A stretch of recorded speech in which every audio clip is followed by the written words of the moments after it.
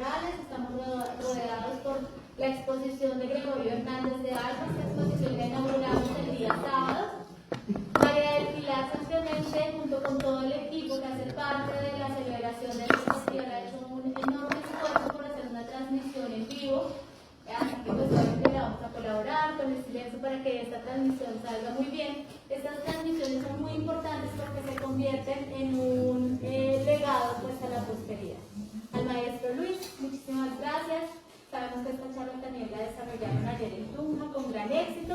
Y hacerla acá en Villa de Leyva es muy importante precisamente en el sentido de que este es el territorio donde se realiza esta importante gestión.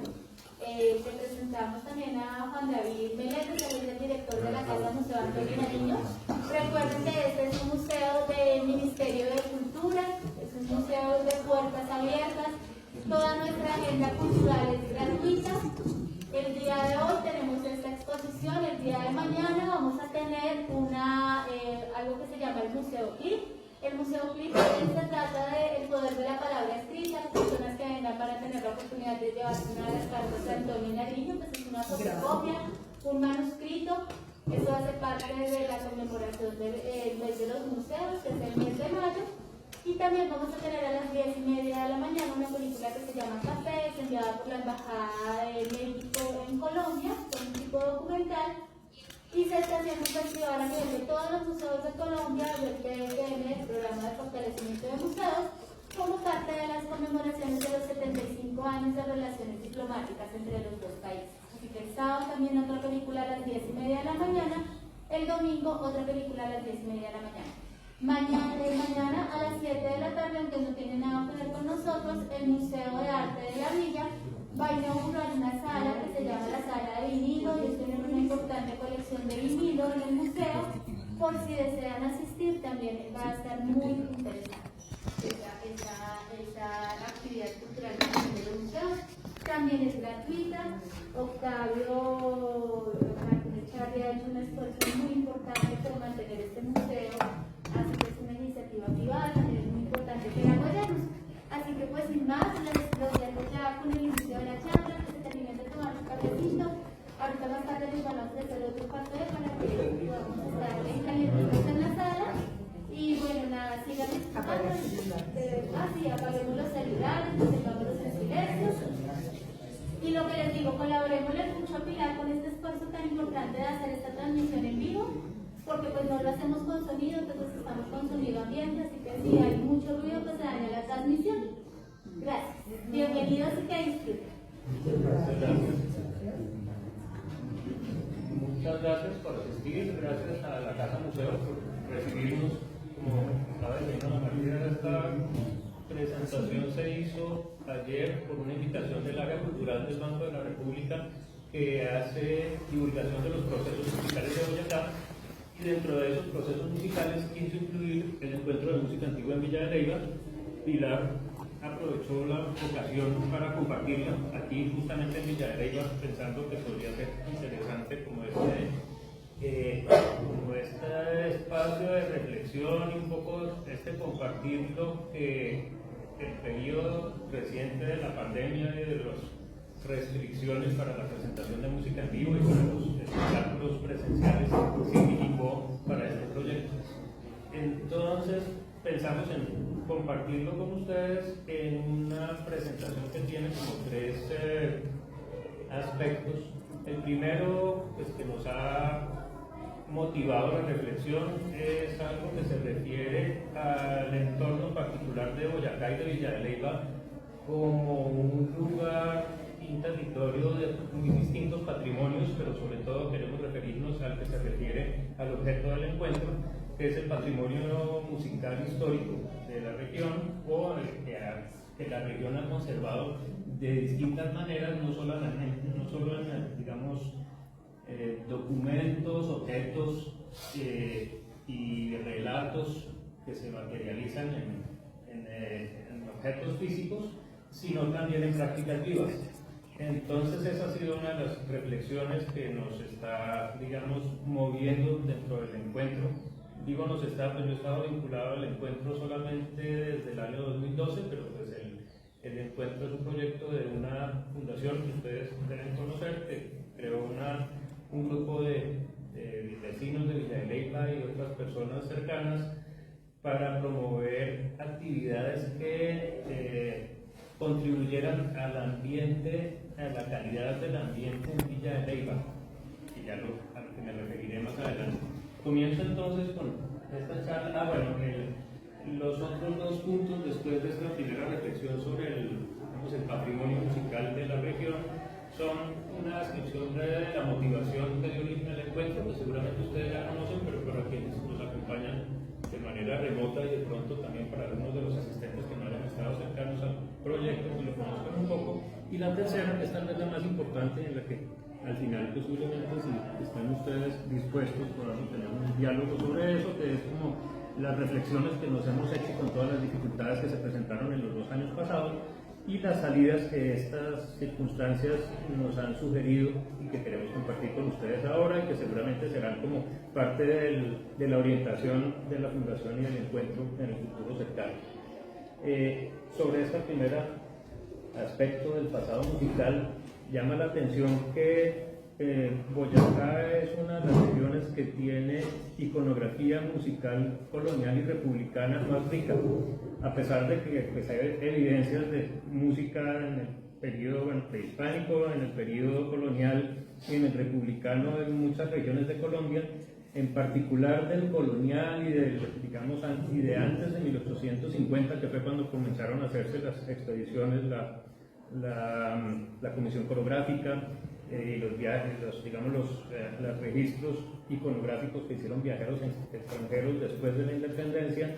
Es tal vez Boyacá junto con Bogotá la que más documentos e iconografía conserva de actividad musical del periodo colonial, a pesar de que ciudades como Popayán, Monpós, Cartagena, Pamplona tenían una gran actividad. También es posible que todavía falte descubrir documentos en estas regiones, pero es muy evidente la abundancia de información, de objetos y de referencias a la música en el periodo colonial en la región de Boyacá.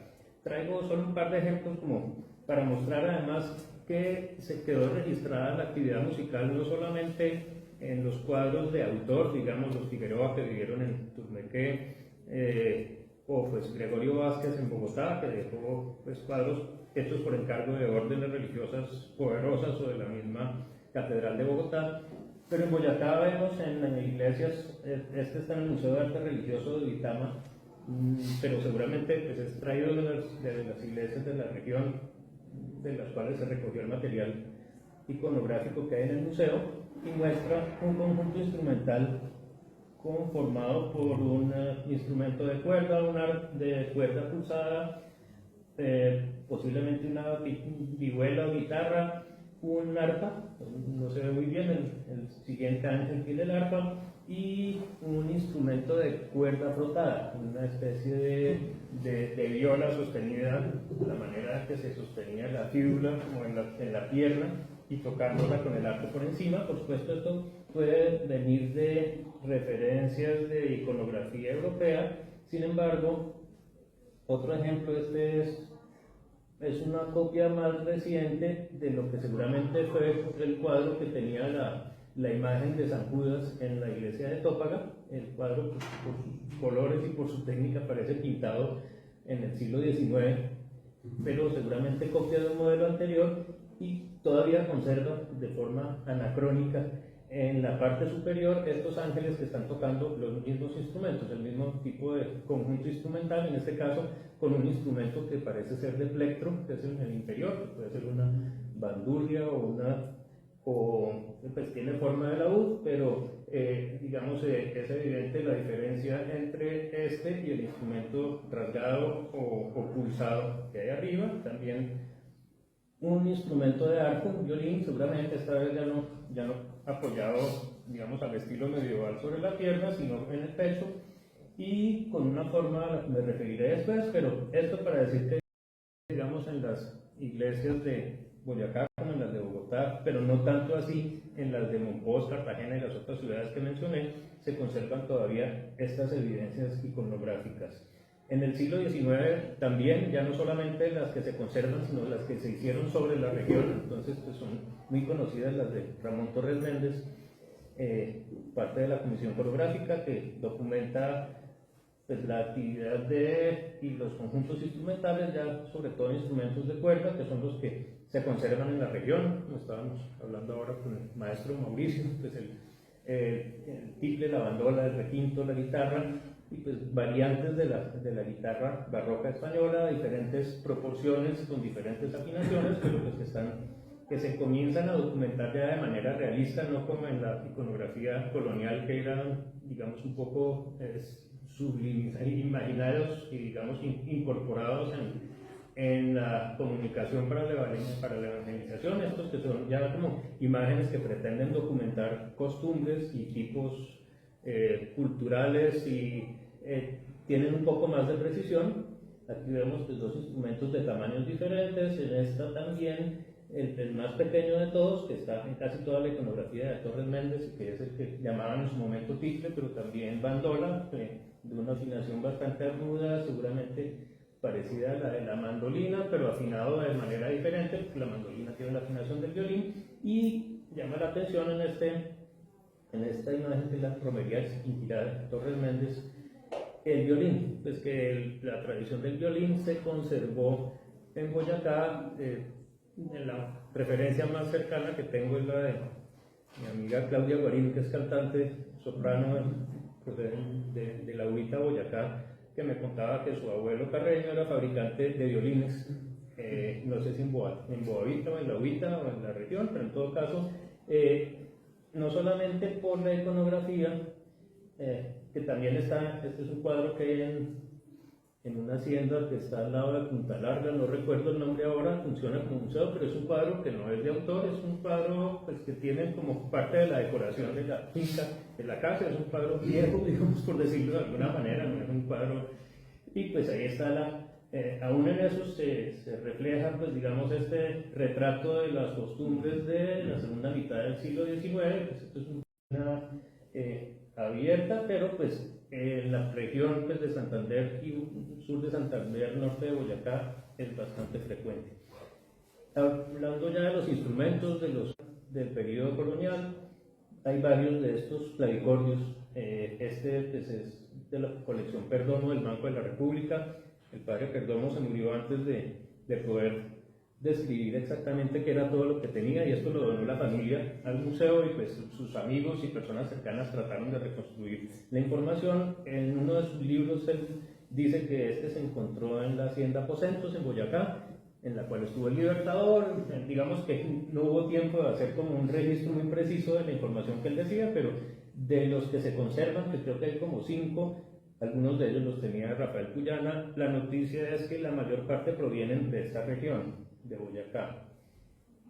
¿Pero provienen o son hechos acá mismo? Deben ser hechos aquí, sí, es madera local, es cedro, y pues eran parte como de la dotación de casas o de fincas, y es muy poco probable que hayan sido traídos, es decir, su fabricación es totalmente, pues es básica, sus elementos no es un trabajo, digamos, de fabricante europeo, y son más bien recientes, es decir, el clavicordio en España y en otros países de Europa para el siglo XVIII ya era bastante obsoleto, digamos, ya había los clavicordios con los que compusieron compositores alemanes que eran muchísimo más elaborados y ya se parecen más a instrumentos más recientes. Entonces esa es una pista de que fueron, pues aunque no están firmados, digamos, no hay unas, en aquel creo que hay unas iniciales, pero de las cuales se puede deducir muy poco sobre quién lo fabricó.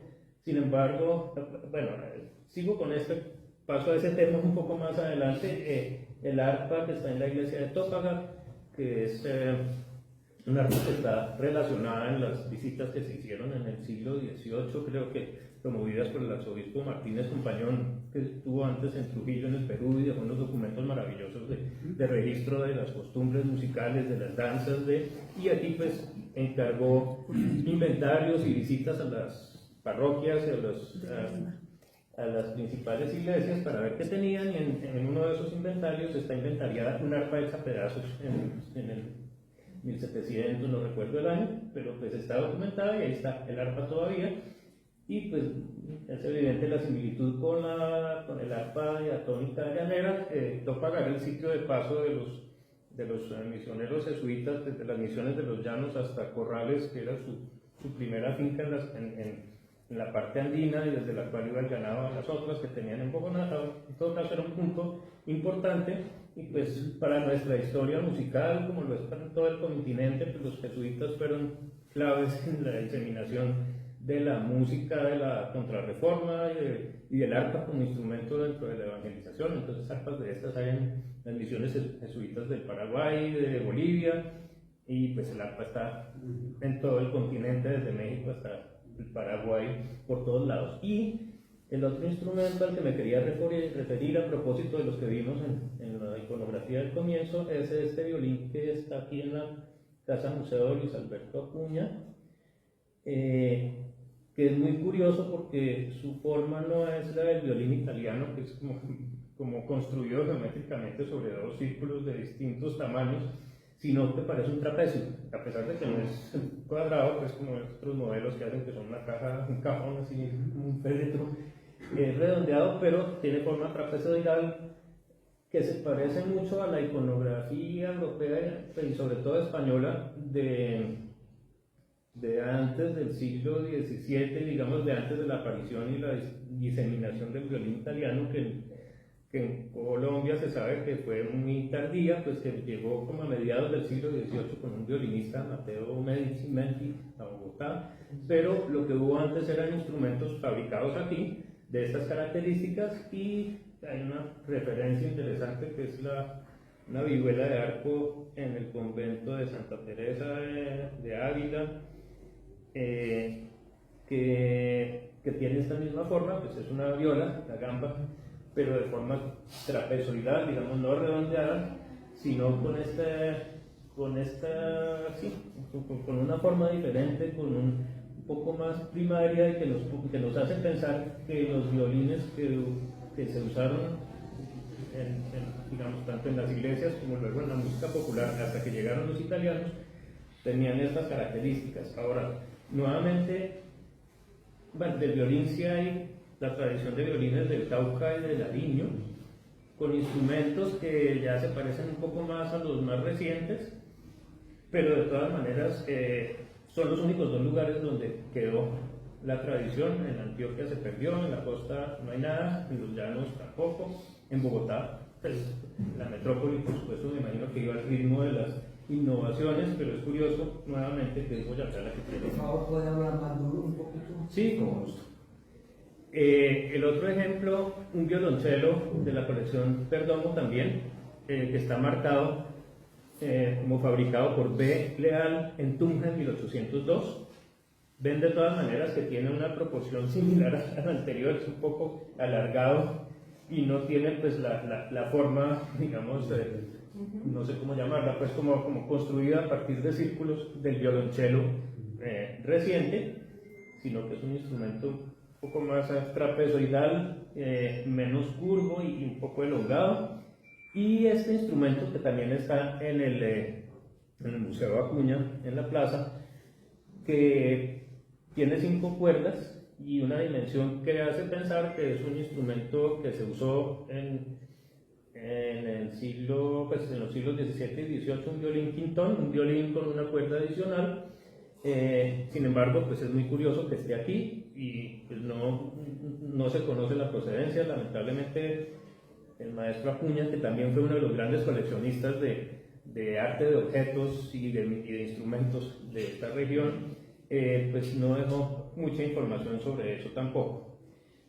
Y el último ejemplo que quería traer de instrumentos que se conservan en la región y que muestran una forma de apropiación de la música del periodo colonial mucho más fuerte, o por lo menos que dejó muchas más evidencias que la que se hizo en otras regiones, son los órganos. Estos órganos se han identificado unos 6 o 7. José Luis Castillo, quien tomó esta foto, hizo recientemente su tesis de maestría en la maestría de musicología de la Nacional sobre estos instrumentos, que son, esos sí, fabricados y firmados en Boyacá, la mayoría por el señor Seferino Cavieres, que no se ha podido saber de dónde era, parece que de Cerinza, pero pues no se tiene todavía el estudio completo de indagación de dónde vivió, pero sí tiene instrumentos firmados hay uno en Boavita, hay en Tutazá, que es subiendo desde Cerinza hacia el norte, luego hay uno en Tibasosa, uno en Firavitoa.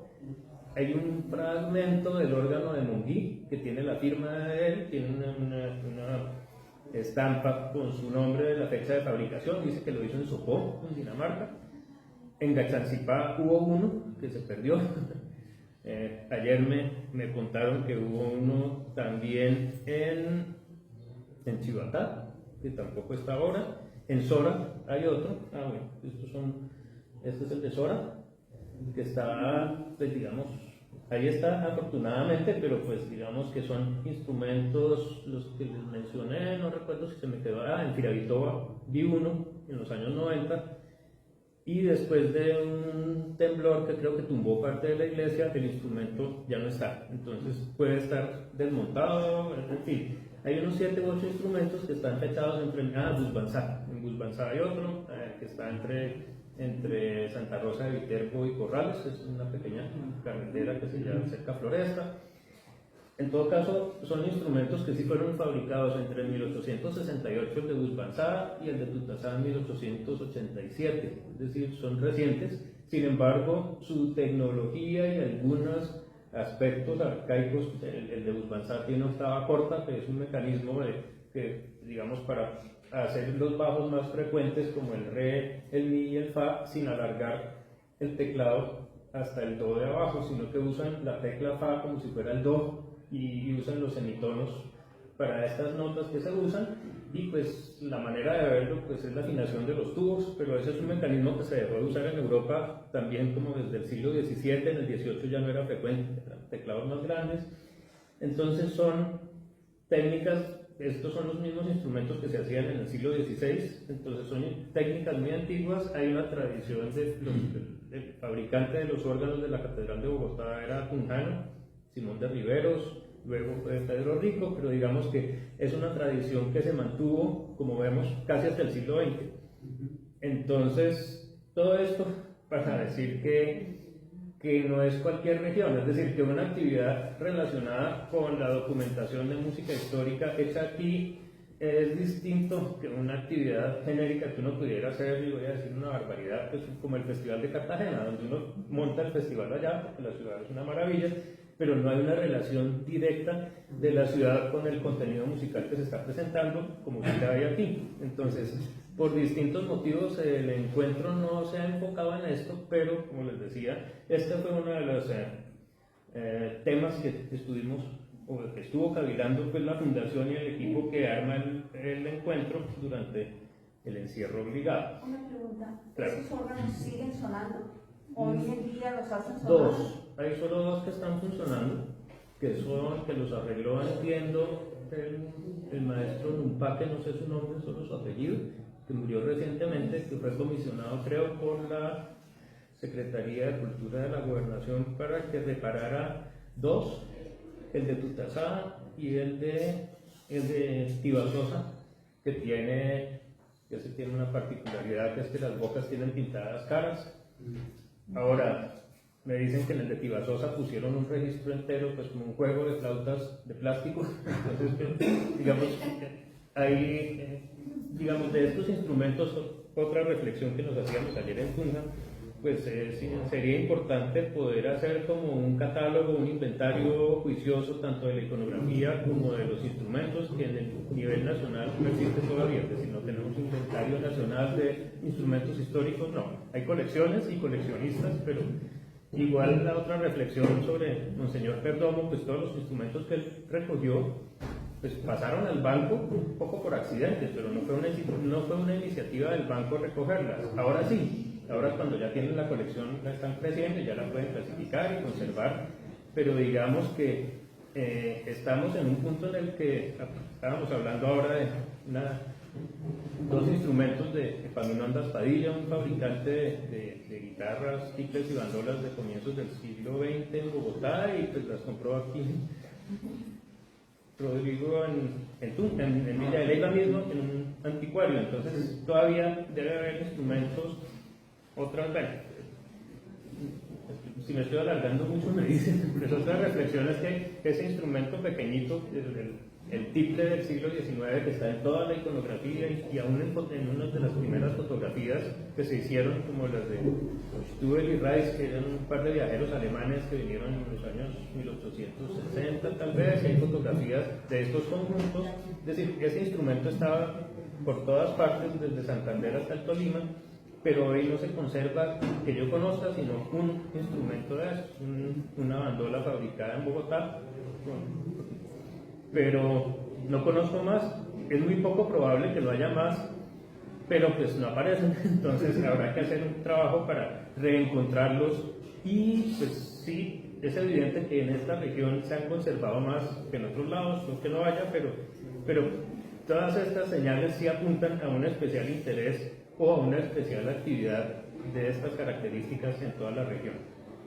El último ejemplo que traigo para esta reflexión es un villancico de Juan de Herrera, del archivo de la Catedral de Bogotá, que grabamos con el grupo Canto, con Alberto Bermúdez, aquí en San Agustín en el año 99, y que es una de esas como actividades, pues como canciones teatrales que se hacían para la Navidad, para entretener a la gente y de todas maneras incluir aspectos del dogma. En este caso es un bachiller que le pide al colegio que lo gradúen, le hacen un interrogatorio largo a ver qué sabe, y después de ver si sabe o no sabe le empiezan a decir lo que tiene que pagar para que lo dejen graduar. Entonces le dicen que 2.000 pesos de arepitas, 1.000 pesos de chocolate, guantes para todos los estudiantes, un pago para el portero, en fin, le hacen una lista larguísima y muy graciosa. Se lamenta y al final dice que lo dejen graduar, y pues a cambio de graduarlo, entonces le dicen, bueno, entonces responden esdrújulos todo el examen y empiezan a preguntar. Digamos que lo incluyo es porque es una de las pocas obras que hace referencias específicas a algún lugar geográfico, en este caso es Sáchica. El estudiante es de Sáchica. Entonces, oigámoslo. Solo pensaba, señores, con los huesos de un danzante, algunas bachillerías, quedan campos pasen, gradúenme por fin la suya, pero ha de ser, Error de la versión, dice, ha de ser de fiado, y le contestan, no hay que fiar al estudiante.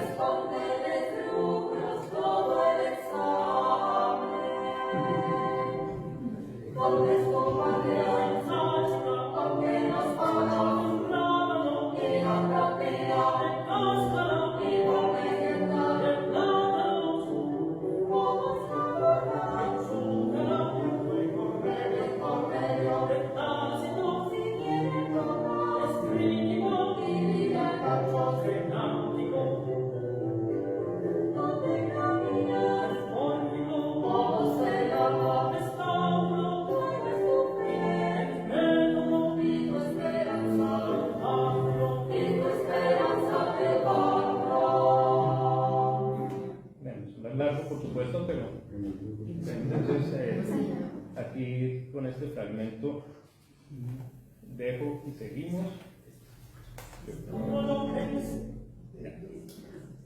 Sobre el encuentro, entonces, me quiero referir a las dos corrientes o orígenes que tuvo el primero, lo que se llama el movimiento de música antigua, que seguramente todos conocen, pero pues lo repito brevemente como para ponerlo en contexto, que es una corriente de renovación de las estéticas y las prácticas de la música clásica que se dio sobre todo en Inglaterra, Alemania, Francia, en las décadas de 1960 y 70. Es curioso que apareció al mismo tiempo, no solamente que el rock y el pop, sino también que el interés por las músicas tradicionales no europeas, y aún por las europeas, pero en el caso de los que hacían música renacentista, medieval y hasta barroca, comenzó a ser evidente que, por ejemplo, los instrumentos que aparecen en la iconografía medieval son muy similares a los instrumentos de los conjuntos tradicionales del norte de África. Instrumentos de pelo larga, pocas cuerdas, con plectros o con unos arcos, digamos que es un puro arco, es decir, una vara y unas cerdas tensionadas, en vez de ser los arcos del siglo XIX, pretensados, muy elegantes y casi industriales.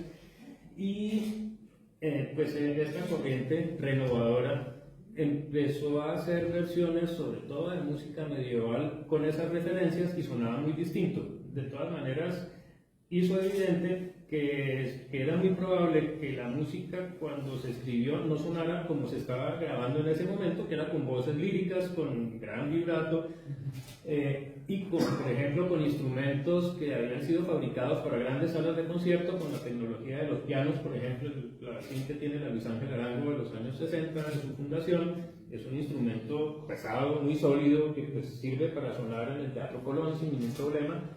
Pero si uno lo compara con los instrumentos históricos, que eran unas plumas, que eran instrumentos muy livianos, casi un tiple con teclado, pues una tabla armónica muy liviana, una caja apenas para protegerla, había una diferencia no solo en la concepción sino del instrumento, sino del sonido que debía producir. Entonces hubo una renovación interesante y llamaba la atención de esto, digamos, del interés por las músicas tradicionales no europeas, en la música del mundo. Por esta misma época, pues los Beatles se fueron a la India a trabajar con Ravi Shankar, y Paul Simon empezó a hacer sus aproximaciones al África, y digamos que no fue un fenómeno aislado, pero se consolidó en un grupo ya de personas y de programas de educación que tenían como estas premisas no escritas, pero que están en todo ese proceso, que es el uso de textos confiables, es decir, que el basarse en un trabajo de investigación para las versiones musicales.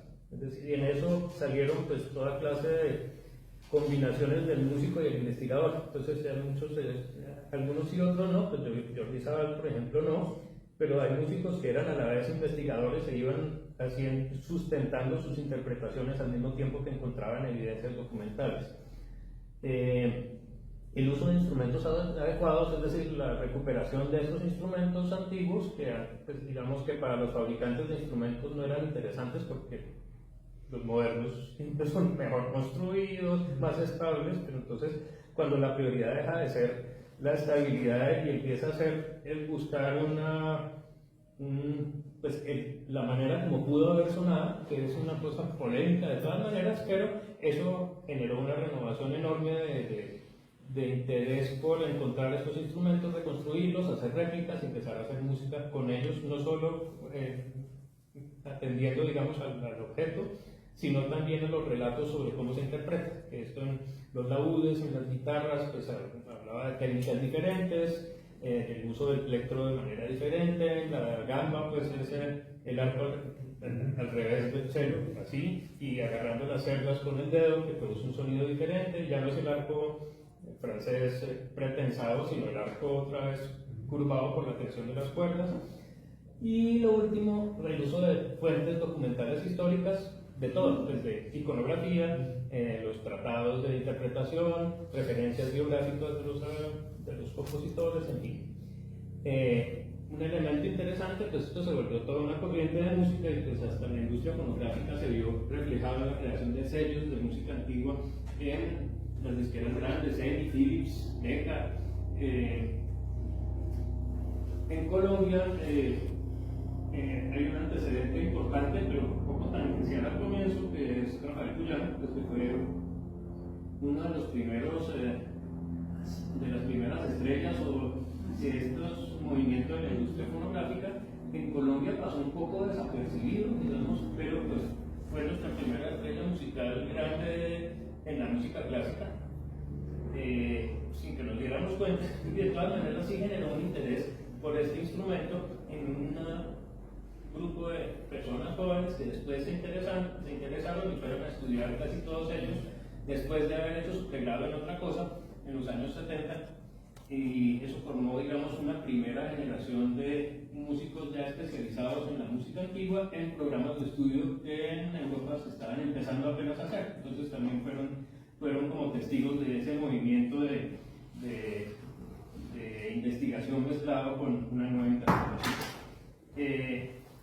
En Colombia la práctica comenzó con grupos aficionados. Este es House Music de Bogotá, ahí está el señor Perdomo también, que le facilitó al grupo material que él había encontrado en el archivo de la catedral. Son grupos que empezaron a traer los instrumentos y estaban familiarizados con esa práctica. Hubo otro similar en Chile. De hecho, ayer en el banco nos acordábamos que el actual gerente del banco, Leonardo Villar, es hijo de un integrante de uno de estos grupos, y desde niño tocaba tríos, sonatas y música barroca y música renacentista como parte de su entorno familiar en este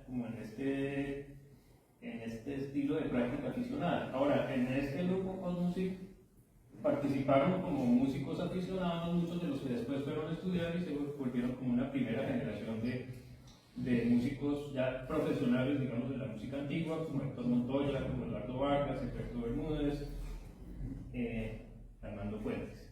En el año 86 se creó una asociación de música antigua que hizo unos primeros festivales de música antigua con estos primeros profesionales que llegaron y con otros que se estaban interesando, entre ellos, sí, no sé, Nicolás Uribe, que ahora es compositor de música para cine, en fin. Y como otro hito de la actividad de música antigua en Colombia, el proyecto Colombia Escola Cantorum Basiliensis, que fue un intercambio, más bien una serie de visitas de la Escola Cantorum, de un grupo de la Escola Cantorum para hacer talleres intensivos de montaje y de formación en música barroca, sobre todo, propiciados por Federico Sepúlveda, que uno de sus egresados de Medellín, estuvo allá, volvió y pues promovió con el Banco de la República y el Instituto de Cultura y Turismo este proyecto, que pues, era traer un conjunto de profesores de la escuela, que es una de las pues, primeras y más reconocidas centros de estudio, estos que combinan la interpretación con la investigación, con una gran biblioteca y con producción de discos, en fin, uno de los parnasos de la música antigua, de donde salieron Jordi Sabal y Catherine Bott, es decir, todas las estrellas de los discos de los años 70, 80 y 90 estudiaron allí. En todo caso, este proyecto generó el interés y facilitó también una tercera generación de personas que fueron a estudiar y regresaron, que son de las que se están nutriendo ahora el encuentro. Es decir, después de este proyecto, hacia la década siguiente empezaron ya o a venir a la visita o a devolverse algunos de las personas que fueron, digamos, participantes de ese proyecto. La otra vertiente, que es la Fundación Amigos del Silencio y el grupo de personas dentro de Villa de Leyva que se interesaron por hacer un encuentro con un contexto particular, que es que, y en esto es donde seguramente habrá más opiniones de ustedes sobre si esto no es así, pero que en la década de los años 90 y en la década del 2000 al 2010 el turismo había crecido bastante y unas formas de turismo que no iban siempre como en beneficio de la calidad ambiental de la ciudad. Yo recuerdo en los 90, en la plaza era un sitio donde estaban los carros de jóvenes que venían de Bogotá, llegaban tarde, abrían la puerta del carro y se ponían a tomar tragos, se venían las botellas al otro día, ruido por todos lados. Luego empezó a crecer también como la construcción, digamos la vocación de Villa de Leyva como un sitio de vacaciones, de visita o más permanente, y en general con ruido, con muchísimo ruido, digamos con un impacto en la calidad ambiental de la ciudad fuerte para los residentes y para las personas que vinieron a vivir a la ciudad. Y también pues el turismo que, digamos, lo que se ofrecía de interés a los turísticos, además a los turistas, además de las fiestas grandes de las luces, de las cometas, que eran fiestas poco, sí, como toda fiesta grande, con conciertos de gran montaje, con venta de alcohol, y pues los museos y la actividad paleontológica, pero no mucha actividad, digamos, de conciertos en vivo, de artes escénicas, algo de exposiciones. Eso afortunadamente la década siguiente cambió. Yo creo que ya Villa de Leyva hoy debe tener un buen número de actividades diarias, hoy creo que hay como 3 o 4 como nos estaban anunciando, pero en este momento no era así, digamos que el interés era más un turismo pues de venir, un poco de recreación pasiva, pero sin mucha actividad digamos, actividad relacionada con el patrimonio de la región, tal vez el paleontológico sí, pero era, digamos, había de todas maneras el interés por generar para la ciudad una oferta más interesante de actividad cultural. Para esto, dejo que lo cuente una de las fundadoras del encuentro. El encuentro de música antigua, ya hace 9 años, nace porque unos amigos veníamos acá y pues nos preocupaba que había mucho ruido en las calles y queríamos hacer algo que fuera significativo y nos llevara al sosiego y la tranquilidad que aquí había, y pues decidimos hacer algo que convocara a la gente que estuviera en silencio. Por eso pues le pusimos el nombre de Fundación Amigos del Silencio.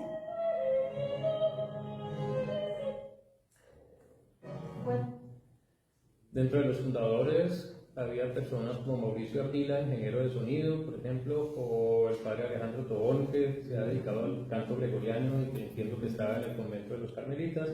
Digamos, todas personas interesadas pues, en la idea del silencio, no tanto como la ausencia total de ruido, sino como una sensibilidad especial hacia el paisaje sonoro de la ciudad. Y pues opinaron por la cercanía del padre Tobón y de personas como Federico, quien ya mencioné, y pues por los hermanos Serrano de Música Ficta que viven aquí. Resultó aparentemente natural escoger la música antigua como un elemento para llamar la atención sobre esa particular atención al mundo sonoro, con música que se hiciera en un recinto sin amplificación, en la que se pudiera como captar toda la sutileza de la música sin que estuviera amplificada, sin totear, como decía ayer en la conferencia de Lucas Saboya, que el paradigma sonoro no sea romperle los tímpanos a la gente y sentir el bajo, sino realmente poder bajar el umbral de audición para poder percibir el sonido de un laúd en un recinto como es el de San Agustín o aún en otros. Como ustedes son, me imagino, todos los residentes, pues no voy a aburrirlos con la repetición de lo que el encuentro hizo, pero pues ahí se hicieron del 2009 al 2021 pues 9 versiones presenciales, es decir, series de conciertos de 4 a 6 conciertos, casi todos en el San Agustín, en el Humboldt, 2 virtuales, pues seguiré en el próximo punto.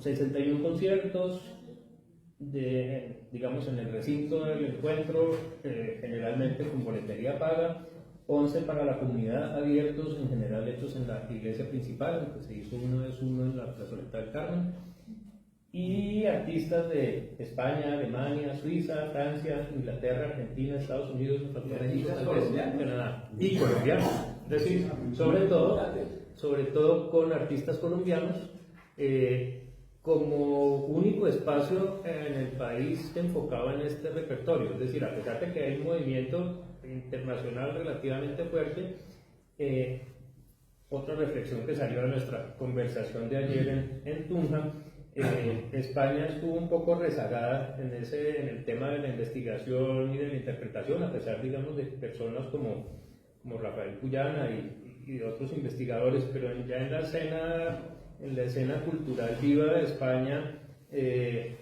la salida de la dictadura franquista hizo que se demorara casi hasta los 90 la aparición muy profusa de grupos de investigadores que en general fueron a investigar, pero volvieron a trabajar a España. Digamos, lo que pasó aquí en 2010 pasó allá como en los 90, y España creció un poco tarde, pero bastante. Entonces, de los 90 para acá hay una gran cantidad de grupos, de artistas y de proyectos interesados en documentar la música hispanoamericana y también música española en otras colonias o portuguesa. Entonces el movimiento que busca como hacer profundizar sobre las raíces de la música latinoamericana toma mucha, no tenía tanta fuerza en los 80, 90, pero ya en las últimas 2 décadas sí es bastante fuerte. Y en efecto, pues a pesar de todo eso, en los años 80, como les mostraba, se hizo un primer festival de música, pues una primera serie de festivales de música antigua en Bogotá, desde el año 86 hasta el 91, pero se acabó. Luego se intentaron hacer otros, se hizo un segundo primer festival de música antigua en Bogotá en el 2001 y 2002, el Instituto de Cultura y Turismo, y se volvió a acabar. Entonces este es como el tercer intento. Sin embargo, pues este ya lleva 13 años y digamos, las personas que estudian y que hacen música antigua en Colombia han crecido. Hubo algo que no mencioné allí, pero que sí tiene que ver con el encuentro, que es la creación de un énfasis en interpretación histórico en la maestría de música que creó la Universidad Central como a finales de la década de 2010 y que se vinculó de manera muy activa al encuentro, primero por Federico Sepúlveda, que fue el que la promovió allá, y luego por Juan Díaz de Corcuera, que fue quien fue invitado a coordinar la maestría o ese énfasis de la maestría por la Universidad Central y que estuvo asesorando al encuentro durante varios años. Esa maestría lamentablemente se está cerrando, es decir, por muy distintos motivos. Veo que la Universidad Central cerró también el ingreso para estudiantes de teatro. Ellos habían tomado la escuela de teatro del Teatro Libre como en una alianza, entonces se van a graduar los que están, pero entiendo que se cerró el ingreso de nuevos estudiantes. Entonces hay como una no sé cómo llamarlo, como una contracción del crecimiento de programas académicos de artes en general, de música, y en particular esta pues fue una pérdida grande porque ya vimos que el impulso era bastante fuerte, y pues es uno de los motivos por lo que sentimos que el encuentro debe mantenerse pues tanto como un valor, digamos, de esta comunidad de Villa de Leyva, pero también como un espacio único en Colombia para los artistas y los gestores que se dedican a esta música. Hemos tenido también, y en la virtualidad, artistas de otros países de América, de México, creo. Sí. Y de Bolivia, no sé. De Argentina, sobre todo. Más eso. Y no incluí los virtuales aquí, pero sí, de Costa Rica tuvimos en las sesiones virtuales. ¿De Estados Unidos? Sí. Estados Unidos, México. Estados Unidos sí está ahí, México no estaba, digamos, no hubo grupos de México, pero sí artistas mexicanos en grupos de otros países, como también artistas argentinos en grupos españoles. Por esto que decía, pues muchos de los grandes grupos españoles son de latinoamericanos. De hecho, todo el trabajo que hizo Gabriel Garrido con el ensamble de Limás de Caminos del Barroco, pues era sobre todo con músicos argentinos. El Manfredo Kremer, el mismo Garrido, era argentino, pero pues aparece como grupo suizo. Y sin embargo, pues María Cristina Gir, Ariel Abramovich, son personas que son latinoamericanos, y pues para muchos de nuestros músicos colombianos ya, el de Canadá era Esteban Larrota. Entonces, digamos que ya tenemos colombianos en grupos de otros países que pues, aquí aparecen con la denominación de origen del país que los mandó y les financió su viaje, pero en realidad hay mucha participación ya de estudiantes y músicos latinoamericanos en este movimiento, la mayoría trabajando en general en repertorios que muestran, digamos, el desarrollo de la música local y sus conexiones con músicas patrimoniales pero vivas. Y lo último que quisiera mencionar pues es las dos versiones virtuales que seguramente las vieron algunos de ustedes, pero la primera, que fue una emergencia total, pues que era como encierro absoluto, entonces fue pensada como una serie de entrevistas a artistas que nos licenciaran además grabaciones de conciertos hechos. Entonces se transmitieron las grabaciones, digamos que no eran hechas para el encuentro, pero las entrevistas sí. Entonces se hizo un diálogo con ellos, con Leopoldo Novoa, por ejemplo, colombiano en México, o con Ignacio Prego, español, o con el grupo Sintagma Musicum de Costa Rica, y Con Lipsones, que es liderado por un colombiano, pero en los Estados en Indiana, Unidos. y que trabaja, en fin. Y el segundo, el del año pasado, que tuvo dos facetas, que también tienen que ver con esta reflexión que hicimos y que les queremos compartir para el diálogo más adelante si se animan, que fue un proyecto en el que igual pasamos grabaciones, pero esta vez grabaciones encargadas para el encuentro, es decir,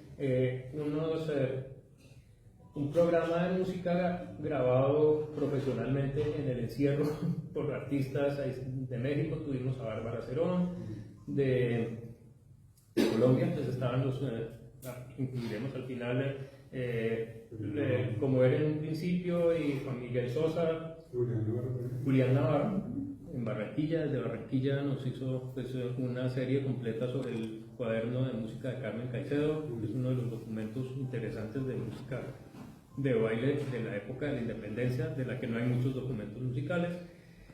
Y Pedro Nel y Juan Ramón Amado, músicos de la región, en una serie que tenía dos lados. El primero, pues una presentación, digamos, de conciertos virtuales que incluían estos materiales musicales y unas cápsulas cortas como de lo que hubiera sido el conversatorio, pero incluidas ya en un programa de 1 hora para ser transmitido, y un seminario que se abrió para buscar algo que se había querido hacer en los conciertos presenciales, pero que por distintos motivos, como las dificultades de producción y sobre todo la necesidad grande de que el encuentro financiara sus conciertos con boletería en hasta un 50%, como que la parte de relación con instituciones académicas, con organizaciones locales, con públicos locales, con los profesores de música, digamos, con muchos de los que pudieran ser como aliados o socios naturales del encuentro, pues quedaba en segundo lugar de prioridad frente a la necesidad de la serie de conciertos presenciales, y en la que también pues el concierto se hacía, se grababa si se podía, y grababa el que podía también, pues un celular, pongamos, o el que tenga una cámara, tome unas fotos y queda un registro y una memoria. A veces participaron emisoras, la Radio Nacional, la CJUT, pero digamos que no era un ejercicio sistemático de registro y de memoria. Con la pandemia, pues como que aprendimos toda la importancia del registro y la memoria, pero también las posibilidades, es decir, que en este momento, cuando no había otra opción que presentar contenidos grabados, pues que se graben bien, que queden muy bien registrados, que quede un contexto de eso, y eso entra a formar parte de un banco de memoria que se puede divulgar y ya no le llega solamente a las 80 personas que están en el claustro de San Agustín, sino que queda montado en un sitio web. Digamos, una de las grandes ventajas de la pandemia, que fue que nos obligó a hacer memoria y a construir memoria desde que se hacen las cosas, después de hacer un montaje tan complejo, tan costoso en esfuerzo y para ponerlo en vivo. En la vida anterior, pues bastaba con que saliera bien el concierto y quedamos muy contentos y quedó el afiche, pero hoy nos queda la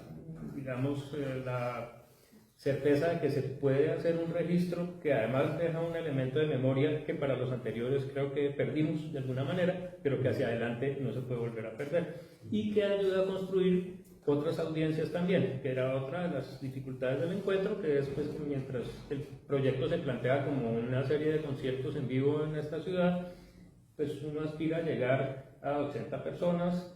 En los indicadores 200. O 100, bueno, pues en los promedios sí, pero que eso además cuando se presentan los indicadores para los financiadores con el Ministerio de Cultura contra el Festival del Mono Núñez en la plaza con 5.000 o 10.000 personas, entonces como que hay una desventaja, una desproporción, que en este momento con esto pues, se hace evidente que teniendo esos contenidos se pueden buscar otros canales, otras redes y otras posibilidades de ampliar el contacto, no solo adentro, sino con audiencias o con aliados fuera de Colombia que están en el mismo tema.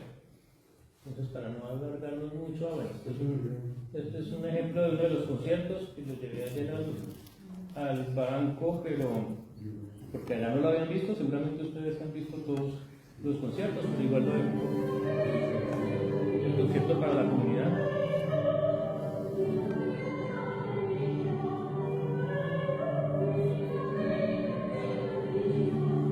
Palma Sonora, villancicos, vengan que los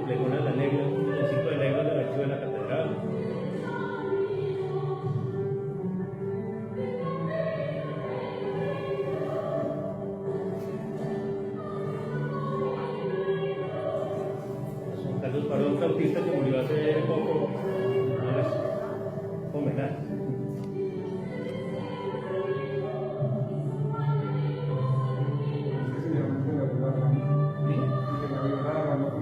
Mauricio Roa. Y la artista está al lado de Johanna Calderón.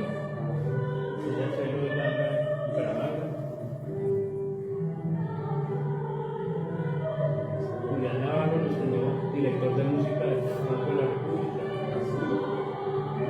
Sebastián Vega.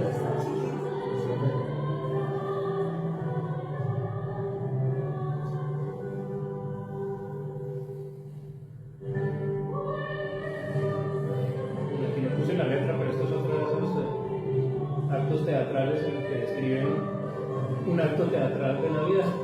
Está diciendo, describe cada uno de los personajes, cómo se disfrazó, cómo le falló el disfraz, qué se puso en la cabeza para parecer que no es una burla de mismos actos.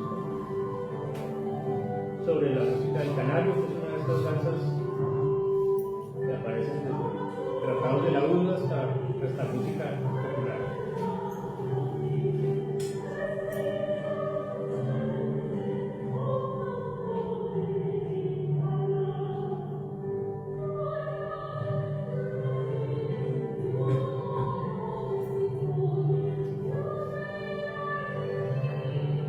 Rafael Almirece y un coro de sinfonía y un tenor de chirimía, ¿para qué? Para ayudar. Está escribiendo a los músicos.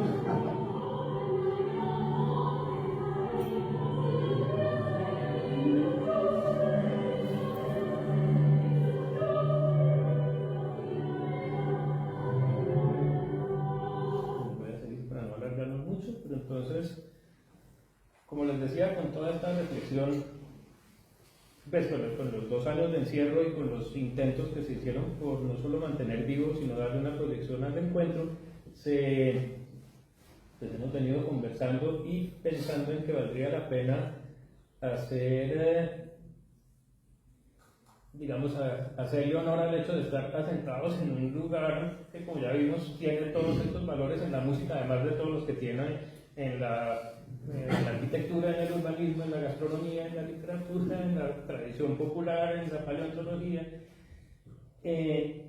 pero tratar de no solo de hacerlo visible, sino de enlazarlo con las manifestaciones de patrimonio cultural inmaterial vivo, es decir, como hacerlo cercano también a los que tienen este patrimonio vivo en la región.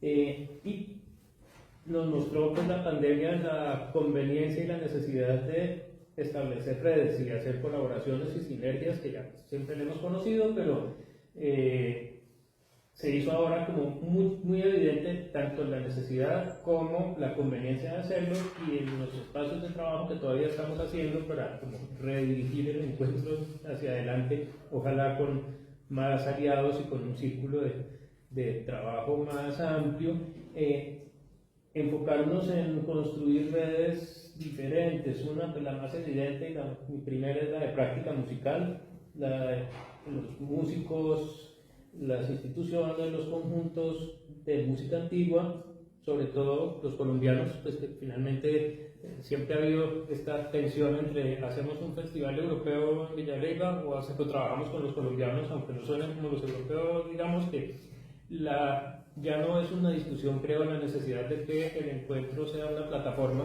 para desarrollar el movimiento de música antigua en Colombia y en la región.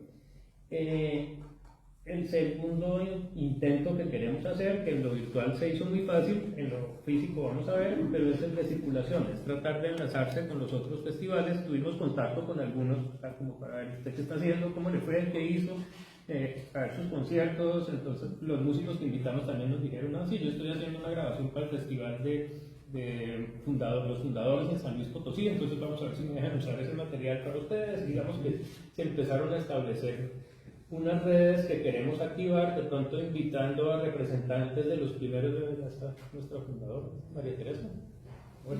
Ya te vimos aquí. Entonces, uno de los propósitos, ojalá para el próximo festival, es el de traer no solo pues, trabajar no solamente en relaciones con los artistas, sino con los organizadores, un poco más formales. Siempre hemos, como el encuentro ha tenido, como, ay, compartamos este artista, pero como que no ha habido un espacio para sentarse a conversar sobre los problemas, sobre las potencialidades, sobre los parecidos o los no parecidos. Hay unos que son institucionales, pero por ejemplo el de Bolivia, que es uno de los más potentes, es hecho también por una organización de la comunidad, es una APAC, la Asociación de Arte y Cultura de la región de Santa Cruz de la Sierra, y pues quiere promover, digamos, el turismo y quiere promover los valores de la región, y pues ese es uno de los más importantes. Tienen un festival de teatro también, pero pues allá encontraron esa asociación entre las misiones jesuíticas, el repertorio y el evento. Entonces digamos que es uno de nuestros referentes. Como decía, también las redes comunitarias, es decir, como mejorar las relaciones con las instituciones y con las organizaciones de cultura y de educación de la región, por supuesto con las personas y los públicos, pero también ser un poco más contundentes en buscar esos acercamientos, aun cuando no se den del otro lado, pues tratar de empezar a construir esos puentes con instituciones, con Secretaría de Educación, con cultura del municipio, que de todas maneras ha estado cercano, pero digamos no es una relación tan fuerte, con las instituciones educativas, con la UPTC, con Banco de la República Tunja, en fin. En cuanto a lo territorial, tuvimos una referencia muy interesante con el Festival de Música Sacra de Bogotá, que logró este año pasado hacer varios de sus conciertos en templos significativos de todo el país y los transmitió. Entonces estuvieron en Las Lajas, en Chiquinquirá, en Monpós, en Barichara, y pensamos que de pronto valdría la pena también aquí como salirnos del paradigma de tener que hacer los 6 conciertos en el sitio y pensar en hacerlos y de pronto en registrarlos y transmitirlos, que ya genera otras posibilidades en lugares de la región. En Chiquiza, en el Exeomo, en Sáchica, en Tunja mismo, es decir, como extender un poco las actividades del encuentro. Y de pronto aquí mismo estábamos pensando que la música del periodo de la independencia se podría hacer aquí, es decir, que se podría hacer un pequeño concierto aquí en este recinto que tiene que ver con eso, con la música, por ejemplo, de Carmen Caicedo, que fue escrita para Cocor, la hija de uno de los generales del proceso de independencia, don Nicolás Quevedo, que era el edecán de Bolívar y que compuso música de baile para violín. Digamos, tenemos no solamente el recinto del concierto convencional, sino espacios como este, en los que posiblemente se pueden hacer los conciertos no tanto para lograr una gran afluencia de público, sino para dejar también un muy buen registro e interesar al público del encuentro o al público de la ciudad en estos espacios y empezar a mostrar también la ciudad y la región a través del encuentro.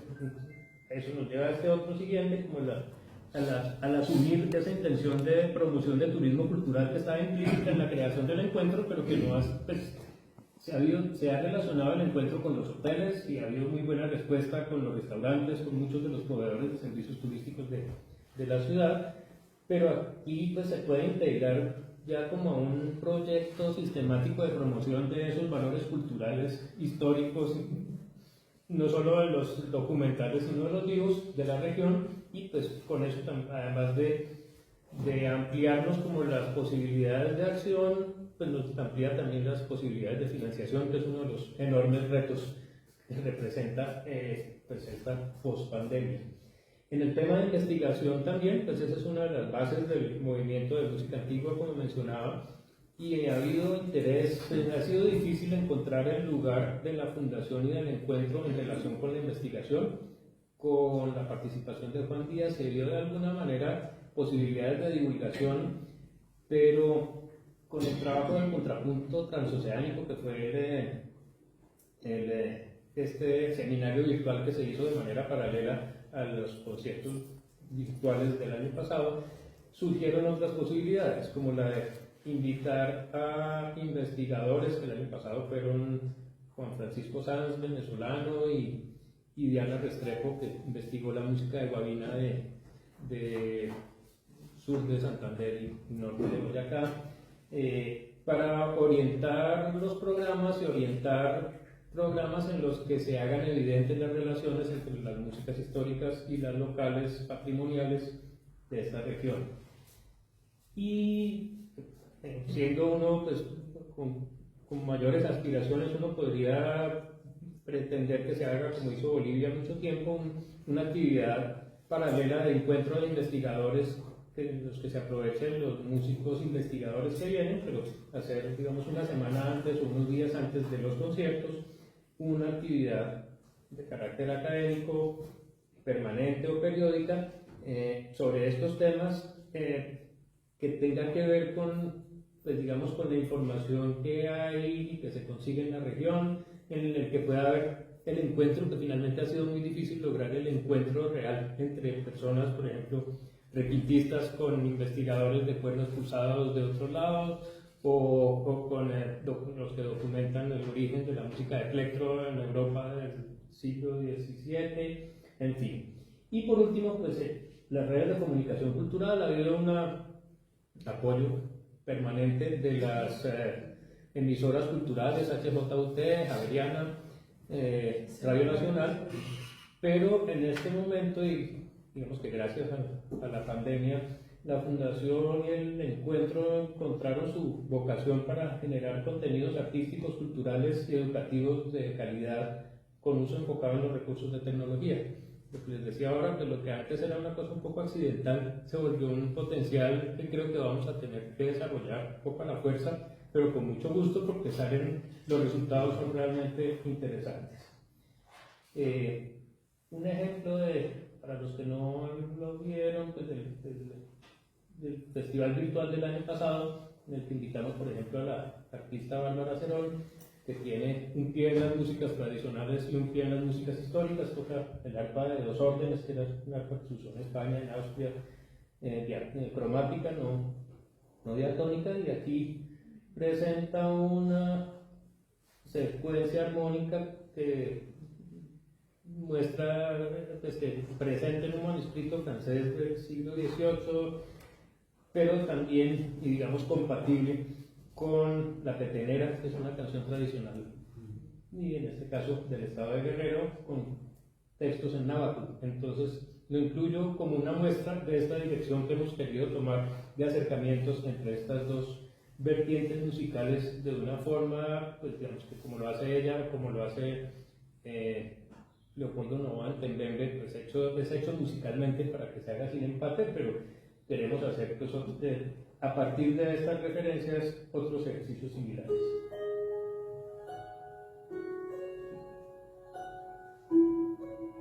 Bajo el pasacalle y variaciones sobre la pasacalle.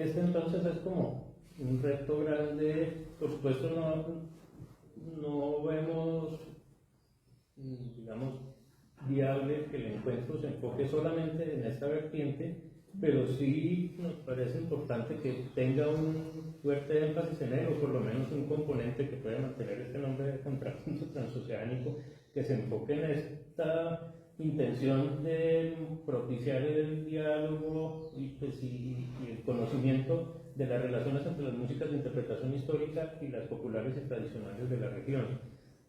Y el patrimonio vivo no solo en la música, estaba pensando ahora, hablando con Mauricio, pues que prácticas como la construcción de instrumentos, que también en la región de Boyacá es muy rica y tiene antecedentes importantes, se siguen haciendo, los órganos, los tiples, los instrumentos de cuerda, pues son cosas que podrían y deberían mostrarse en este espacio, y pues ese es como el reto que sigue hacia adelante, y en el que también pues queremos abrir el diálogo con las personas que han seguido el encuentro y que han sido receptoras y aliadas del encuentro desde que se formó, y ojalá pues si no me alargué demasiado podamos hablar algo sobre eso, porque pues finalmente son las voces que el encuentro tiene que oír para reorientarse. El último ejemplo es, digamos, otro de los productos que hicimos para el encuentro pasado, que por la necesidad de hacerlos encerrados, pues se hicieron con la tecnología, pero que seguramente tendremos que buscar la manera de hacerlos en vivo, de ser creativos y propiciar estos encuentros, pero y parte de la consulta que queremos hacer es que vemos importante incluir estas músicas en el futuro, aunque sea, como digo, en un componente del encuentro y no en todo él. Pero entonces les comparto que hicimos con Pedro Nel y Juan Ramón Amado, tocando con Juan Miguel Sosa. La música campesina, la música de cuerda, yo para mí no es nada extraño, es una riqueza que es un gusto que uno le gusta la música. Hay un poquito de diferencia entre Santander y Boyacá en los estilos, en los ritmos. Uno toca con relleno ligero, el otro toca muy lento, pero con sentido propio de auténtica.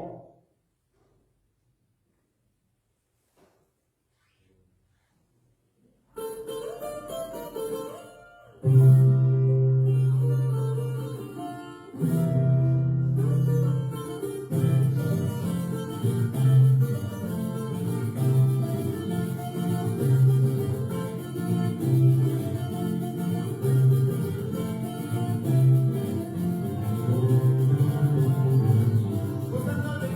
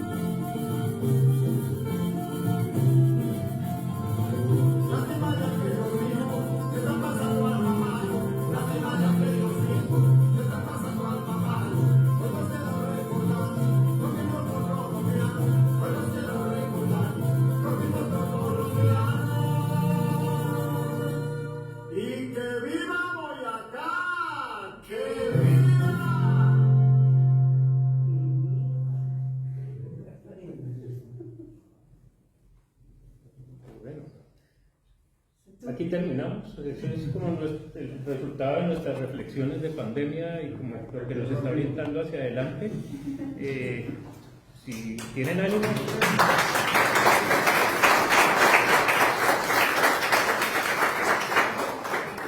¿Qué nos espera para este año en el encuentro?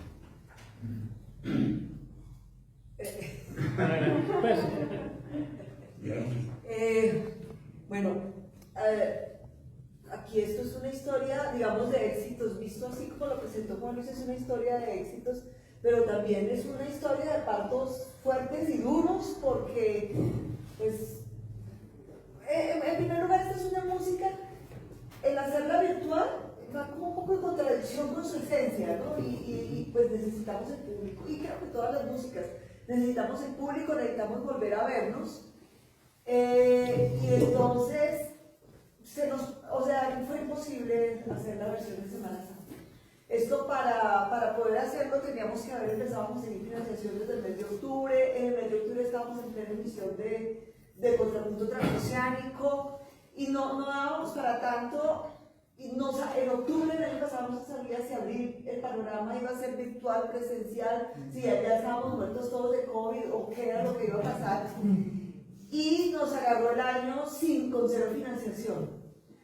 En este momento estamos tratando de apoyarnos en entidades estatales. Tenemos una propuesta del Ministerio de Cultura y estamos trabajando una para Boyacá.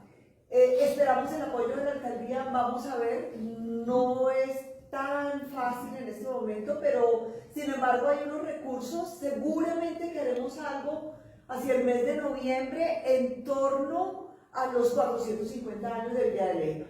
Como ustedes saben, los 450 años se conmemoran oficialmente el 12 de junio, pero pues hemos acordado que la celebración es a lo largo del año, entonces esperamos poder hacer hacia el final del año, dependiendo de los recursos que consigamos, porque todos estos propósitos de abrirnos, de hacer producciones bellas que puedan mostrar la riqueza de la región, mostrar espacios tan bellos como este, como la casa del fundador en Tunja, bueno, la iglesia de Santa Clara, San Ignacio es un poco grande para eso, pero hay muchos espacios muy bellos en Boyacá. Pero hacer producciones sin boletería no es tan fácil, entonces eso nos lleva nuevamente a la vía de historia de conseguir patrocinios, etcétera, etcétera, etcétera. Entonces, queremos partir de una base de los financiadores tradicionales, Ministerio de Cultura, Boyacá y Alcaldía. Y de ahí tenemos todo el proyecto, pero con seguridad que nos van a ver con algo en noviembre y no virtual. La propuesta que pasamos al Ministerio de Cultura, tenemos a Abramovich y a un tenor que se llama Jonathan Alvarado. Música del siglo XVI, para vihuela y voz, que tiene que ver con algo que presentamos en uno de estos encuentros virtuales, que es la música que se conserva en manuscritos de Guatemala, que por cierto pasaron por Bogotá y estuvieron allá en la biblioteca me acordaré del nombre de quien tenía esta biblioteca, que finalmente fue a parar a la Lilly Library de Bloomington, Indiana, y es música para, digamos, instrumentos como parte de la liturgia, pero mucha está basada en cancionero y en los romances publicados en estos tratados de vihuela. Entonces es como la música que dio origen al manuscrito de Guatemala, pero en su versión original de vihuela, mezclada con una anécdota que Enrique Maldonado, que forma parte desde la creación de la fundación, nos recordó, que es que el Venero de Leyva, el fundador oficial de Villa de Leyva, me parece que no estuvo aquí, vino entre otras cosas a atender temas espinosos como el juicio de Jorge Boto, vihuelista, a quien asesinaron unos encomenderos de Tunja y que los hizo ejecutar, pero se sabe pues, que estamos buscando los documentos para mostrar que Boto pues, tuvo actividad en Tunja y en Bogotá y de todas maneras parte de las historias, digamos, del carnero y que después se vieron las novelas escritas y televisadas de Inés de Hinojosa, pero la música de Vihuela sí estuvo en la región y estuvo acá, es música contemporánea de la Fundación de Villa de Leyva. Mucha de esta música es flamenca, que también habla de la influencia de Carlos V pues como rey de España, la traía de los músicos flamencos, y que la música en España en la época de toda la conquista de este territorio pues era polifonía flamenca, música española hecha por flamencos, mucha música flamenca hecha por españoles. En todo caso, nos pareció que este programa que tienen Ariel y Jonathan Alvarado pues es en un recinto más pequeño, muy adecuada para la conmemoración, digamos, de esta fundación. Por otra parte, Bárbara Cerón, sí. a quien ustedes vieron, que la hemos tenido, bueno, la tuvimos acá como reemplazando a alguien, reemplazando a Julián Navarro, creo, en el 2019, pero no a ella sola la hemos tenido solamente virtual y la queremos traer. O sea, creo que Bárbara, lo que ustedes vieron. Ella vino acá. Sí, ella vino con Ficta. como parte del grupo. Ella vino con Ficta en 2019, antes de la pandemia. Pero sí la queremos mostrar a ella sola. Es maravillosa. Tenemos, el tercero se me acaba de olvidar, Bárbara Cerón. Un grupo nuevo de música antigua, con una artista de Medellín, con otros viejos conocidos como Julián Ford, Juan Camilo Araoz, otro violinista colombiano. Digamos que esta sería la cuota del grupo colombiano. del grupo colombiano. Emergente, muy bueno. Es un grupo que por la pandemia no se ha presentado en vivo, ya tienen varios videos en YouTube muy buenos, pero entonces digamos que es uno de los que pensamos en hacer pues como este micro encuentro con referencias a la Fundación de Villa de Leyva, y pues dándole espacio a este grupo que es como uno entre los grupos profesionales que hay en el momento, tal vez el único que no se ha presentado en vivo.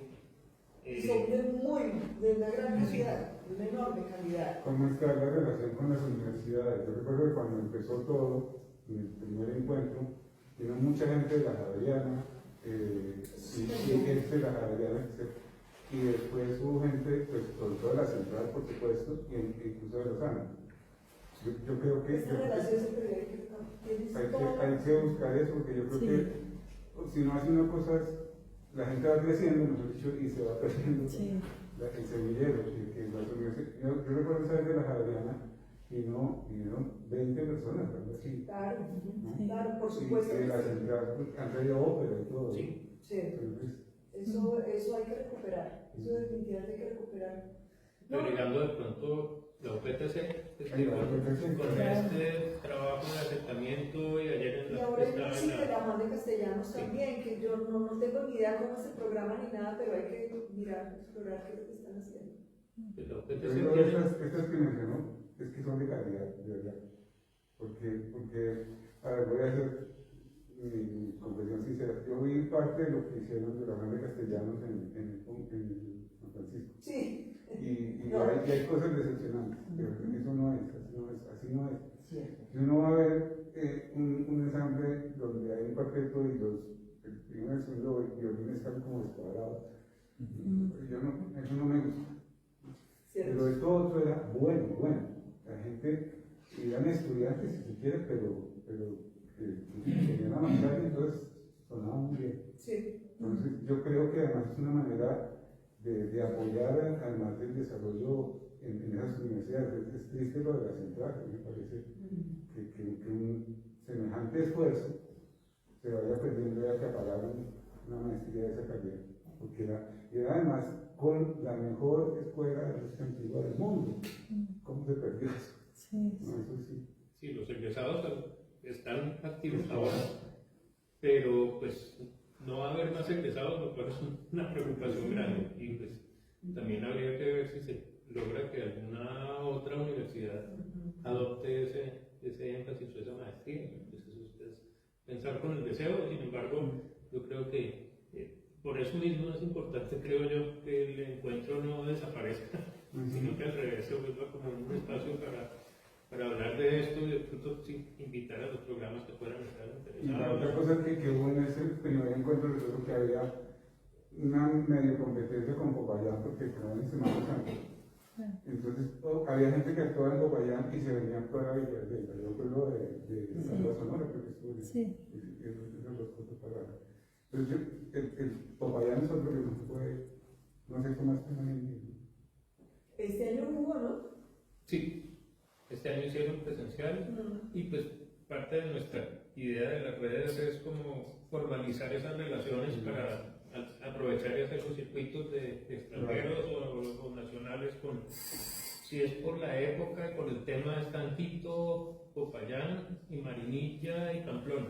Tienen festival de música sacra y presentan música antigua, aunque no sea su especialidad, pero los cuatro son fuertes, los cuatro están golpeados. Quito parece ser que este año hizo festival, pero pequeñito, local, con los grupos ecuatorianos, después de haber tenido unos festivales muy prósperos, con muchos invitados de fuera, y pues de los que se hacen en otras épocas, los fundadores de San Luis Potosí, otro que hace un museo mexicano, que no recuerdo cuál es, pero, y Perú hace uno, Chile hace uno, en Argentina hay otro, y el de Bolivia.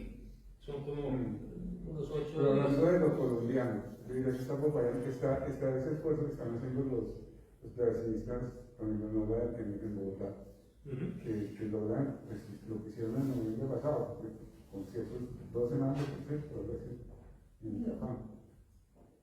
Juntar con toda esa gente que además está ávida de escenario, es bueno también. Sí, lo que pasa es que el tema es financiación. Sí, y sobre todo que en este momento las empresas están volcadas a patrocinios sociales de cosas mucho más sensibles, ¿no? Sí, y yo siempre digo, si yo fuera el que decide entre unas personas con unas necesidades inmediatas y música antigua, pues, caramba. Pero bueno. Mauricio. Bueno, yo veía en la presentación que ustedes hablan de cómo es la conexión de la música antigua a la música nativa. Y a mí me parece que es muy importante destacar ciertos aspectos de la región en la música viva. Específicamente la evolución del requinto en la región de Boyacá y de Santander ha sido muy importante. El requinto ha reemplazado la bandola y ha reemplazado otros instrumentos melódicos y ha tenido un gran desarrollo. Y sería muy interesante que dentro de estos encuentros pues incluyeran ese tipo de instrumentistas.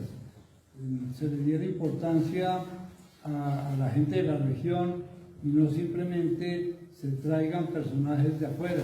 Me parece muy importante poder escuchar músicos de otras partes, pero también darle la oportunidad a los músicos de aquí. Y quiero referirme específicamente a 2 personas que tal vez muchos de ustedes las habrán oído por YouTube y eso. Son 2 mujeres. La una es de Puente Nacional, se llama Valentina Gómez, y la otra es de Firavitoa, se llama Maribel Fonseca. Son 2 requintistas increíbles, cada una con una técnica totalmente diferente, cada una interpretando unas músicas distintas, porque la música de Santander es muy distinta a la música de Boyacá, en ciertos aspectos. Ambas utilizan instrumentos diferentes. Una utiliza unos instrumentos hechos por Sulta, la otra unos instrumentos hechos por Navarro de Bucaramanga. Entonces son aspectos bien interesantes en donde valdría la pena, ojalá que se pudiera invitar un par de personas como esas para incentivar a lo que es la gente que está estudiando y desarrollando nuestras músicas. Y simultáneamente que se pudiera hacer un taller con ellas para los que estamos interesados en esos instrumentos, porque me parece que no se puede desaprovechar la oportunidad de traer unos músicos aquí a Villa de Leyva, simplemente vienen, tocan y se van. Cuando aquí han traído músicos muy interesantes, que sería bueno que simultáneamente hicieran taller, aunque fuera de 1 o 2 días, pero en donde los que tengan interés en su instrumento pues puedan adquirir algunos conocimientos. Eso es lo que yo creo que, es decir, que sugiero que incluyeran dentro de estos programas, ¿no? Lo mismo, hay algunos luthieres en la región, me excluyo yo porque yo ya no estoy haciendo ningún instrumento, pero hay unos luthieres que están haciendo instrumentos muy interesantes. Es el caso de Jairo Calderón, que ha hecho una serie de instrumentos antiguos, tal vez muchos de ustedes lo han conocido. Él vive en cerca de Sogamoso ahora, desde hace 4 años se vino acá, y así en varios casos, ¿no? Entonces, sería interesante enriquecer un poquito el simple encuentro de ir a unos conciertos y complementarlo con ese tipo de actividades y resaltar esas personas que se están destacando en nuestras músicas y en nuestros instrumentos, así como se resalta, por ejemplo, la señora que toca el arpa, pues también este par de jóvenes que tocan el requinto, no ser siempre muy extranjeristas, sino darle importancia a lo nuestro, ¿no? Porque a fin de cuentas muchas de esas cosas las estamos haciendo con recursos que son de la nación, que vienen de nosotros mismos. Entonces, pues esa es una sugerencia que yo haría muy respetuosamente a que en esos programas incluyan ese tipo de actividades. Más, por ejemplo, hablando de Villa de Leyva, si hay un aporte de la alcaldía, pues debían incluirse ese tipo de músicas que van más con el campesino y con el pueblo y que le da la oportunidad a esas personas de disfrutar de estos encuentros y no de algunas músicas que son más reservadas para los que hemos tenido una preparación cultural más avanzada y diferente. De pronto ahí me gustaría aclarar que si no se ha invitado a personas de la región que hacen música tradicional, es porque el encuentro hasta este momento solo se había planteado como un encuentro de música histórica y pues con mayor participación de colombianos que de extranjeros. Es decir, y pues no era un tema de exclusión de los músicos locales, sino simplemente de, digamos, restricciones en el espectro de programación por las decisiones que explicaba y pues haciendo referencia al movimiento de música antigua y a, digamos, dándole visibilidad a las personas que justamente hicieron un esfuerzo y a las instituciones como la Central que hicieron un esfuerzo por esta formación enfocada en la investigación sobre la historia de la música de acá y de otras partes. La apertura reciente hacia las músicas tradicionales lo vuelve algo importante, sin embargo, pensaba yo también que Villa de Leyva perfectamente podría ser un encuentro de música tradicional sin colgarse de lo que estamos haciendo. Aquí nos interesa mostrar esas relaciones y seguramente, y yo creo que vale la pena lo que dices, hacer, por ejemplo, resaltar estos instrumentos que se derivaron de una práctica que hace nuestra música cercana a la de casi toda América Latina y el Caribe, pero resaltaríamos en la presentación de ellos esa relación más que su trabajo musical por per se, que ese sí, pues Villa de Leyva perfectamente podría ser como hacer en Quinjacá un festival de carranga o de música tradicional. Es decir, no creo que vayamos a suplir nosotros la deficiencia del país con la música local, pero sí le damos una participación en la relación que tiene como patrimonio vivo con estos antecedentes históricos, igual la fabricación de instrumentos, que es una tradición muy larga. Yo me atreví a hacer esta sugerencia porque ustedes dicen aquí se presentarán además música y materiales audiovisuales que ilustran la aspiración del EMA por afianzarse como espacio de diálogo entre los sonidos del pasado y la cultura musical viva de la región. Y la cultura musical viva de la región tiene que ver con estos instrumentos y con esta música. Entonces, sin embargo, yo diría que la cultura musical viva de la región debería tener además el Propio espacio que espacio. le vamos a dar, un espacio propio que se lo ha ganado, pero igual que sí queremos darle una participación amplia y pues me parece que tu sugerencia de programación está buenísima porque para esa participación tenemos que apoyarnos en quienes están pendientes desde la música viva, que serán quienes nos ayuden a encontrar esa rama del contrapunto que se quiere hacer. Mejor dicho, si aquí hay un gestor que quiera arrancarlo, tiene todo nuestro apoyo. El encuentro de música tradicional, Rodrigo y Constanza. Hay una vieja aspiración de hacer en Villa de Leyva un encuentro nacional de estudiantinas. La estudiantina es un cuerpo musical de gran importancia en la historia musical de Colombia, pero en este momento la estudiantina prácticamente está desapareciendo, entre otras cosas, y ya lo anotó aquí nuestro buen amigo, la desvalorización de la bandola desplazada por el requinto de título. Y la bandola es esencial a la estudiantina. Entonces, la música, los compositores nuestros, los más refinados, los más finos, compusieron para la estudiantina desde el siglo XIX hasta la mitad del siglo XX. Y se nos está desapareciendo ese patrimonio. Yo creo que es una muy buena oportunidad y Villa de Leyva puede con eso. Pero obviamente no ha surgido el grupo que quiera impulsar eso. Yo creo que vale la pena insistir un poco más en el tema porque en la estudiantina hay un acervo de gran importancia musical. La UPTC en esa línea puede ser un fuerte aliado porque ellos tienen en el programa de música, pues ya tienen cátedras sobre estos instrumentos y creo que valdría la pena ver si por Tunja se puede hacer algo para esto. Y que resucitaron a Nogal. Sí, de hecho el próximo 11 de junio en Construcción, los interesados, Nogal, ¿cómo te acuerdas que es?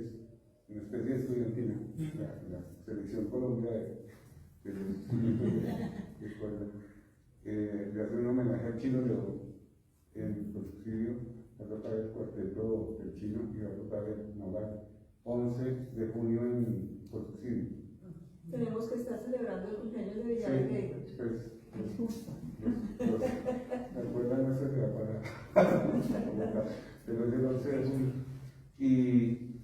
Y yo sí estoy de acuerdo con que si se va a hacer algo de música colombiana o andina colombiana, que sea otra vez de calidad.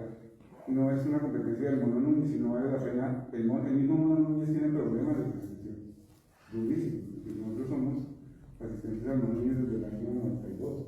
Todos los años vamos a este año también. Y saben que cuando eso ha sido jurado allá y todo esto, entonces es una cosa que cada año eso vale más y vale más y vale más. O sea, pero miles de millones, una cosa que ya es exagerada. Yo creo que ya han caído en el problema de que de repente hay que invitar gente de Argentina, de México, y, no sé, y se gastan un montón de plata en todo eso.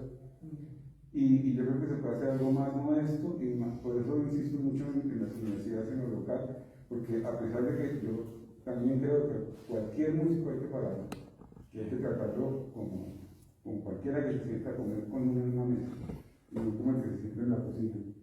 Entonces, a veces la visión que tiene la gente de los músicos, el músico merece que se le pague el resultado, pero los músicos cuando están empezando pues no cobran tanto.